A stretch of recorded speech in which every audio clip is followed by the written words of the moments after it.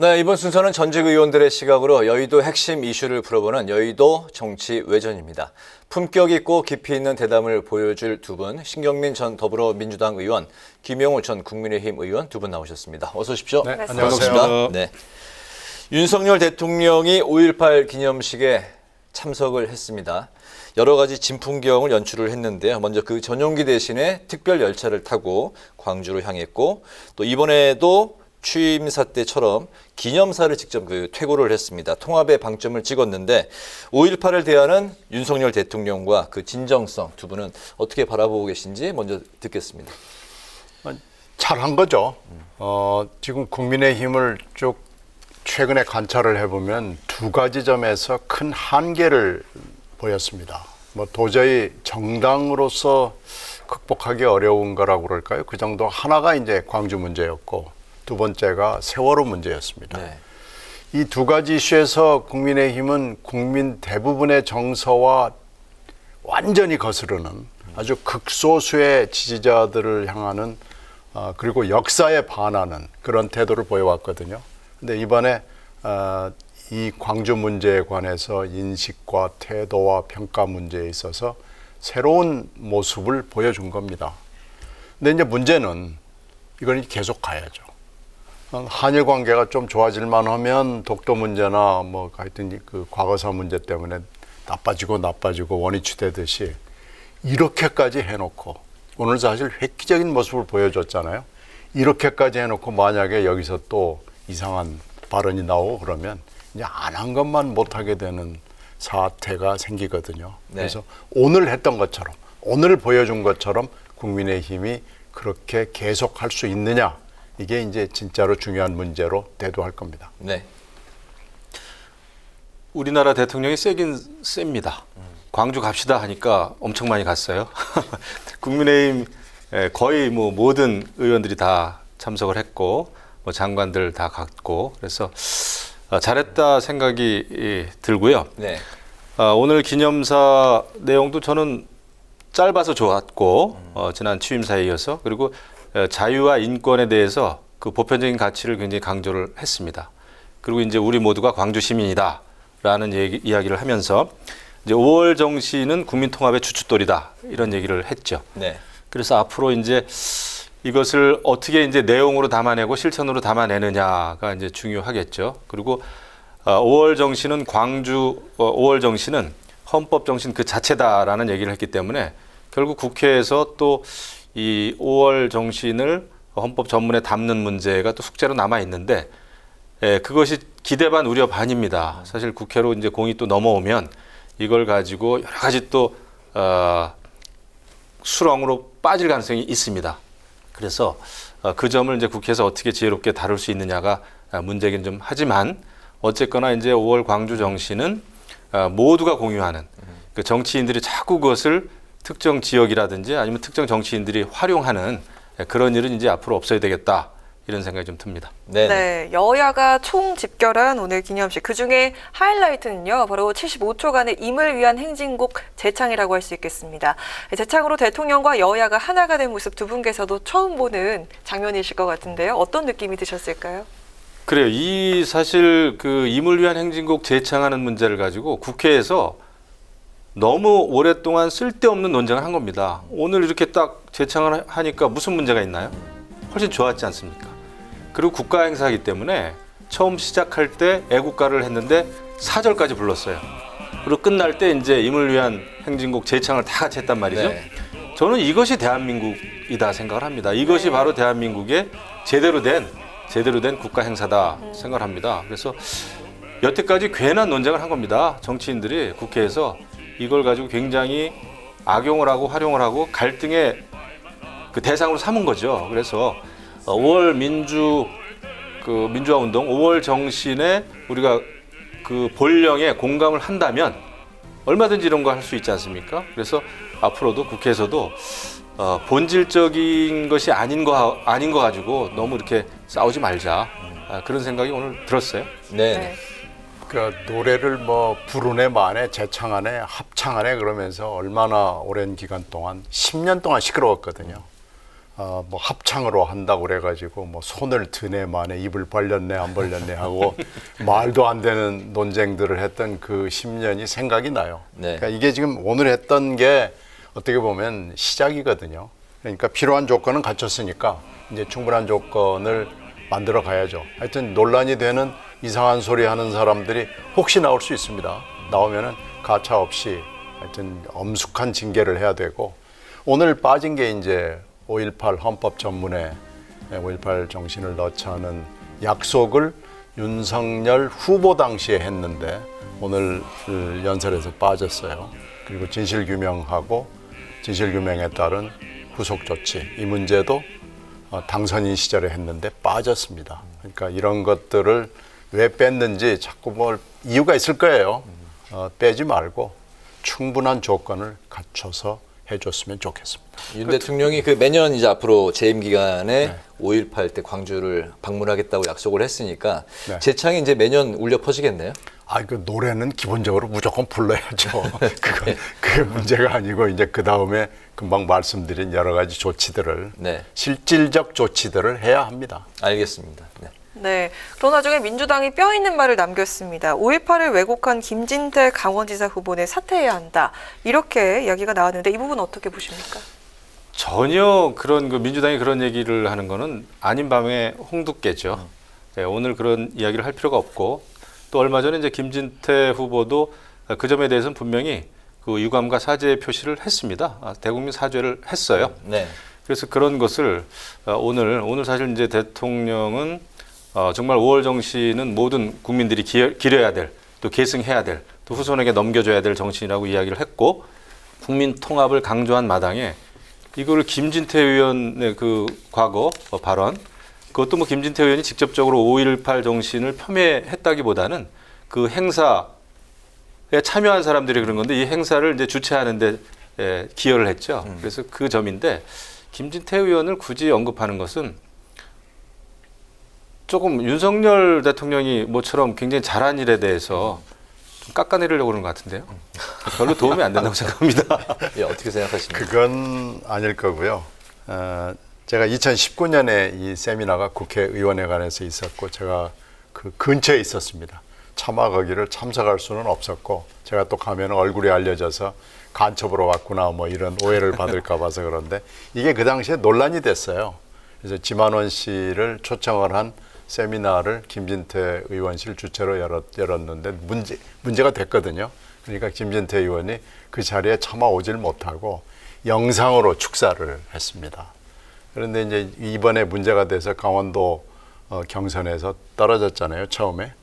근데 이제 사과를 하고 뭐 어쩌고는 과정이 있었습니다만은 사과문을 쭉 자세히 읽어보면은요. 네. 뭐 하여튼 사과는 사실 조건 없는 사과를 해야 되는데 뭐 하여튼 조건이 뭐가 많고 경위 설명이 많습니다.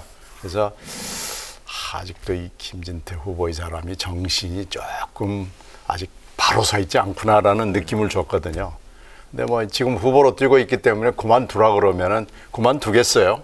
그러니까 그것은 이제 당에서 하는 얘기는 얘기고 만약에 김진태 후보가 또다시 한다거나 아니면 그 당시에도 그 김순례 의원이라는 분이 굉장히 세게 얘기했거든요.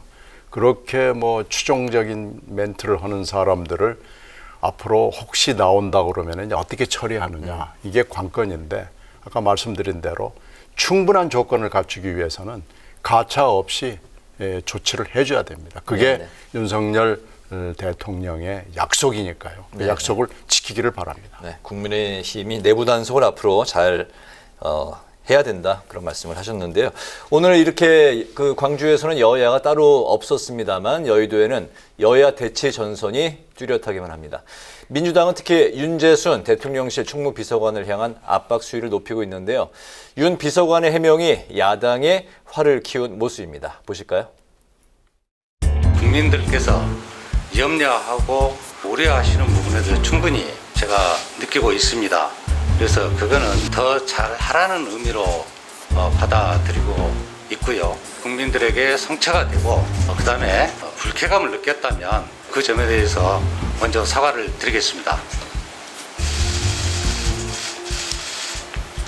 공교롭게도 제 생일이었고요. 그래서 직원들 한 10여 명 남짓이 될 건데요. 그때 소위 말하는 생일복이라든가를 처음 제가 당해봤습니다. 그걸 보니까 하얀 와이셔츠에 까만 초콜릿 케이크인가 얼굴에 케이크 기본복이 되어 있습니다. 뭐 해줄까 그래서 뽀뽀해주라 라고 화가 나서 했던 말은 맞습니다. 그래서 보려다 하고 갔던 것이고요.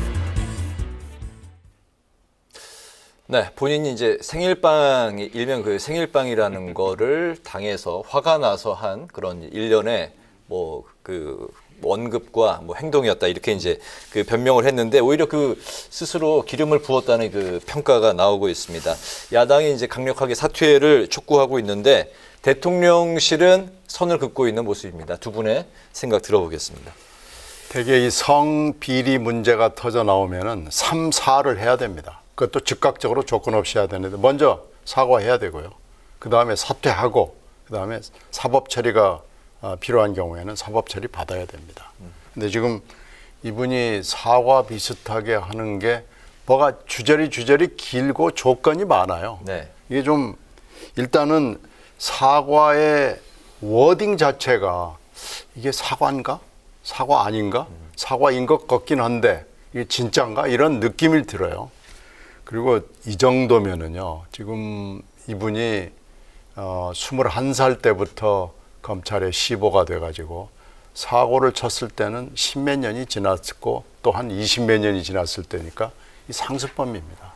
그리고 더군다나 그 중간에는 시집을 여러 권 내면서 말도 안 되는 그 시라고 얘기하기도 부끄러운 산문으로 그렇게 써놔도 이건 거의 이건 뭔가 하여튼 비리입니다. 그 시 자체가 비리인데 이렇게 몇십 년 동안 했으면은요, 이 아무리 최측근이라 하더라도 사퇴해야 됩니다. 이건 사과와 사퇴 그리고 사법 처리까지는 제가 잘 모르겠습니다만은 두 가지를 즉각적으로 하는 것이 윤석열 정권을 위해서 좋습니다. 네. 사과하는 내용 이렇게 보니까 이렇게 적절치는 않아 보여요. 설명이 좀 길었고 불쾌 또 불편했다면 사과드린다라는 그런 조건을 좀 단 사과인데 그렇다고 해서 뭐 그 청와대가 아니죠. 지금 대통령실이라고 그래야 네. 되겠죠. 대통령실 비서관을 못할 정도인가? 일단 저는 뭐 그 정도까지는 아니다 생각을 합니다. 뭐 사실 과거 탁 비서관은 저보다 더한 글도 막 쓰고 그러지 않았습니까? 그런데 이제 임기가 아닙니다만 아무튼 대통령하고 임기를 같이 했죠. 그래서 그런 면에서 봤을 때 꼭 일을 못할 정도는 아닌데 역시 사과의 그 형식 자체는 마음에 들진 않네요. 근데 역시 어떤 일에 대해서 사과는 굉장히 중요한 일이에요. 진심을 네. 담아서 해야 되는데 그런 것은 공직자로서는 앞으로 굉장히 그 염두에 둬야 될 겁니다. 네, 여야 대치가 가팔라진 이후엔 윤 대통령의 한동훈 법무장관 임명 강행도 자리하고 있는 듯한데요. 한동훈 법무부가 출범하자마자 합동수사단이 하루 만에 부활됐습니다. 여기에 어떤 의지가 담겨 있다고 보시는지 들어보겠습니다. 저는 당연한 결과다 생각합니다. 사실 한동훈 법무부 장관은 지명됐을 때 많은 반대가 있었어요. 내부적인 반대도 있었고, 네. 야 이거 측근이라고 해서 법무부 장관 지명하는 것은 좀 정말 과하다. 그런 그 따가운 여론이 있었습니다. 그런데 이제 시간이 갈수록 한동훈 법무부 장관의 지지율이라 그럴까? 여론이 굉장히 좋아지고 있어요. 이것이 무엇을 의미하는가 하니 한동훈 법무부 장관이 청문회인가요? 청문회도 있고요. 그다음에 여러 가지 이제 글 올리는 것도 있고 그다음에 진짜 검찰 개혁은 이렇게 하겠다라는 것을 공공연하게 지금 밝히지 않습니까? 과거의 그 국무위원 후보들은 좀 조용했죠. 임명되고 나서도 한동안은 조용했고. 하지만 진짜 검찰 개혁 어떻게 하겠다. 그리고 검찰을 두려워하는 자는 죄 지은 자들이다. 그러니까 자기 의견을 분명히 이야기하지 않습니까? 이번에도 증권범죄 합수부단을 바로 이제 발족을 시킨다는 네. 거 아니에요? 국민들이 원하는 건 그거죠. 검찰은 지금 이제 부패와 경제에 관해서는 앞으로 4달 정도는 검찰이 수사권이 있습니다. 이 기간만이라도 검찰이 확실하게 권력형 범죄를 좀 수사를 제대로 하라라고 하는 국민적인 여론이 있는 거거든요. 그리고 분명하게 그것을 해낼 수 있는 장관으로서 아마 그 한동훈 장관에 대해서 그런 기대가 있는 것 같아요. 그래서 제가 볼 때 많은 우려도 있지만은 한동훈 법무장관 여태까지 이제 그 비판도 받았지만은 앞으로 능력을 보여줄 때다. 그리고 지금 굉장히 저는 모르겠어요. 요즘에 많은 사람들이 한동훈이라고 하는 인물에 대해서 매력을 느끼는 것 같아요. 여러 가지 어떤 뭐라 그럴까요? 그 유명인이 이미 됐죠. 그래서 저는 제가 볼 때는 이제는 그 매력을 능력으로 바꿀 때다. 능력을 보여줘야 된다. 국민들이 원하는 진짜 검찰 개혁이 무엇인지를 그래서 그동안 이제 추미애 전 장관도 그렇고 문정부에서 잘못했던 일들을 바로잡는 게 우선이고 그런 차원에서 이번에 합동수사단을 또 만든다는 것 같습니다. 저는 뭐 잘해주기를 기대하죠. 네네. 이 한 장관은 사실 소년 등과 해가지고요. 법무연수원에서도 검찰 임용자 중에서 뭐 거의 수석을 했다고 돼 있어요. 정확한 등수는 안 나오기 때문에 아무도 모르지만 그리고 초임이 서울지검부터 시작을 해서 거의 좋은 자리, 노른 자리를 놓치지 않고 다 했습니다. 그러니까 능력 면에서는 이미 검증이 끝났고 그리고 술도 먹지 않고 이러기 때문에 일만 뭐 그냥 죽도록 끝장나도록 하는 사람이기 때문에 능력에 있어서는 이미 검증이 끝났는데 이제 이번에 청문회와 이 취임 과정에서 이렇게 보면 굉장히 복잡한 사안을 아주 쉬운 단어와 논리로 국민들한테 설명할 수 있는 그것도 짧은 시간에 그러니까 사실은 방송에 적합한 인물이다라는 능력이 될 정도로 굉장히 쉽게 얘기하는 능력을 보여줬습니다. 그런 점에서 국민들한테 지금 깊은 영향과 좋은 인상을 주고 있는 것은 맞습니다. 그리고 이 합수단을 바로 즉각 부활시킨 것도 저는 맞다고 봅니다. 검찰이나 경찰의 존재 이유가 이것이 국가의 중요 기능으로 등장하는 이유가 바로 국민들을 안심하고 살 수 있게 범죄로부터 안전하게 살 수 있도록 하는 것인데 지금 뭐 폭력과 강도나 뭐 살인이나 이런 것도 중요하죠. 그런데 사실은 사기나 특히 다중의 피해를 주는 화이트 칼라 범죄는 굉장히 중요합니다. 그런 점에서 이건 잘 잡았습니다. 그런데 문제는 이제 정치적으로 과연 한 장관이 그러면 꼭 장관을 했어야 되느냐. 협치를 한다고 얘기를 하기 때문에 한 장관이 이런 정도의 능력을 발휘할 수 있는 자리는 장관이 아니라 여러 자리가 있거든요. 네. 근데 이걸 야당 너네들 봐라 하는 식으로 딱 장관으로 한 거 이제 거기서부터 문제가 생겼던 것 같아요. 그래서 그분의 능력이나 앞으로의 어떤 능력을 과시할 수 있는 여러 가지 기능에 대해서는 저희들이 문제 삼지 않는데 그런 정치적 배경 네. 이것은 좀 매우 섭섭하고 좋지 않은 인사라고 생각합니다. 알겠습니다. 이번에 그 한덕수 총리 후보자 인준안 표결 관련한 질문을 드리겠습니다. 민주당 내에서는 이제 부결 분위기가 아직도 이제 좀 더 우세한 분위기로 가고 있는 것 같은데 네. 맞습니까? 그렇죠. 이제 뭐 20일이니까 아직 네. 오늘이 이제 다 지나갔다고 보고 하루 반 정도 시간이 있죠. 네. 그 동안에 기류가 어떻게 될지 지금 짐작이 잘 안 되는데 논의를 하다가 보면 또 강한 목소리가 더 세질 수도 있고요. 아니면 설득이 가능하면은 뭐 한덕수 총리하고 한 장관하고는 분리하자 이런 목소리도 분명히 존재하고 있고요. 네. 그래서 결론이 부결이냐 가결이냐 이건 제가 잘 모르겠습니다. 이게 이제 그 예측이 정우영 매우 어렵습니다. 복지장관 후보자가 낙마하느냐, 네. 임명 강행을 하느냐 여기와도 이제 좀 연계가 돼 있는 것 같고요. 그런 글쎄요, 분위기에서 그 얘기는 저는 좀 아니라고 봅니다. 왜 그러냐면 이 한정인데 네. 두 한씨는 되게 이제 비슷한 비중을 가지고 있어서 등가성이 있는데 정 장관은 사실은 국민들이 버린 카드거든요. 근데 이걸 버린 카드가 아니라고 지금 대통령이 가지고 있는 거예요. 그래서 이걸 어떻게 좀 써볼까 하고 생각을 하는데 저는 그 기도는 쓰지 않는 게 좋다고 봅니다. 이건 등가성을 가질 수가 없는 카드입니다. 임명 강행 그러면은 가능성이 없다고 보시는 건가요? 만약에 정 장관을 임명을 강행하면 뭐 야당으로서 선택지가 좁아지는 거죠. 뭐 이렇게 되면은 부결 가능성이 한 정에서 이렇게 가면은 글쎄요. 이렇게 되면은 이거 동의해주자, 임명 동의해주자라는 목소리가 소리가 잦아질 수밖에 없죠. 네. 만약 의원님께서 그 투표권이 있으시다면 저도 고민을 하게 될 것 같아요. 네. 야, 정 장관을 밀어붙여? 뭐 이렇게 되면 네. 야, 이건 한덕수 총리를 가결해줘야 된다고 생각했다가도 이건 좀 너무한 거 아닌가? 이렇게 바뀔 수가 있습니다. 네, 네. 그래서 이걸 등가성을 저는 갖고 있지 않다고 봅니다. 어쨌든 임명 강행일 경우는 또 변수로 작용할 수도 있겠네요. 임명 강행을 하면 이제 얘기가 달라지는 거죠. 그러니까 알겠습니다. 정 장관 후보는 제가 보기에는 본인이 사퇴하든지 임명을 취소하든지 그렇게 가는 게 맞아 보입니다. 네, 네. 네. 제가 볼 때도 정 장관 카드를 계속 가져가기는 좀 쉽지는 않아 보이고, 근데 이제 제가 좀 눈여겨보는 거는 민주당이 혹시라도 뭐 어떠한 경우든 간에 한덕수 총리 후보 만약에 부결을 당론으로 채택한다면 그건 또 문제가 심각해진다 생각합니다. 이 인사 문제를 가지고 국회 본회의장에서 표결하는 문제를 가지고 당론으로 채택한다면은 그 내부적으로 문제가 좀 있을 거예요. 왜냐하면 지금 한덕수 총리를 그냥 인준하자라는 목소리도 분명히 꽤 있습니다. 그리고 지금 윤석열 정부 발목 잡으면 안 된다라는 목소리가 있는데 이것을 당론으로 채택한다? 그거는 민주당에는 굉장히 큰 부담이죠. 네. 근데 이제 그 윤석열 대통령 입장에서도 정호영 카드를 계속 가져가면서 한덕수 총리 인준까지 바란다 했을 때는 설득력이 좀 떨어지니까 아마 그 카드를 버리지 않겠나 뭐 이런 생각도 좀 들어요.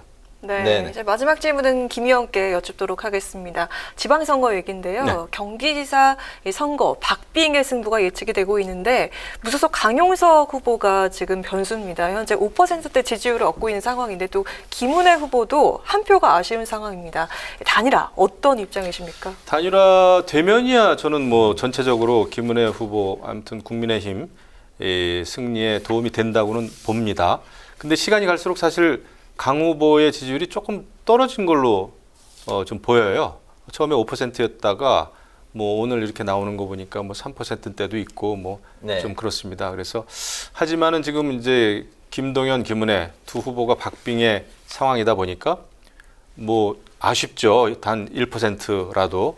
그래서 이제 단일화를 하면 좋은데 시간이 갈수록 글쎄요. 이게 자존심 싸움으로 가면은 단일화가 안 될 수도 있겠죠. 근데 결국 만에 하나, 정말 만에 하나 네. 국민의힘 후보가 본선에서 지게 되면은 그 원인 제공자가 누구냐 그러면은 그래서 그 책임론이 나올 수가 있거든요. 그래서 강용석 후보도 굉장히 부담이 지금 많을 겁니다. 네, 네. 알겠습니다. 오늘 여의도 정치 외전 뭐 마지막으로 하실 말씀은 이 문제는 하나 좀 해봐야 될 거예요. 이게 지금 그 문제와 관련, 경기도지사와 관련해서 지금 단일화가 그렇게 중요한 문제가 아닐 수도 있다는 생각이 듭니다. 이렇게 자꾸 강용석 후보가 떨어지는 이유는 결국은 투표일이 다가오면서 강용석은 카드로서 지지를 하고 싶은 후보로서의 효용성이 자꾸 떨어지는 거죠. 네. 그래서 강용석 후보의 단일화에 대한 필요성이 조금씩 감소될 것 같고요. 어차피 단일화를 하게 되면 플러스 표도 있지만 마이너스 표도 있고 이 선거라는 것은 산수로 계산할 수는 없는 여러 가지 다양한 측면이 있기 때문에 네. 저는 단일화는 시간이 가면 갈수록 필요성과 효용성이 떨어지지 않을까 이렇게 생각합니다. 알겠습니다. 오늘 여의도 정치 외전, 오늘은 여야 정치권이 총집결한 5.18 민주화운동 기념식 그리고 새 정부 초대 내각에 대한 여야의 셈법을 중심으로 살펴봤습니다. 지금까지 신경민 전 더불어민주당 의원, 김영우 전 국민의힘 의원 두 분과 함께했습니다. 오늘도 말씀 잘 들었습니다. 감사합니다. 고맙습니다. 감사합니다.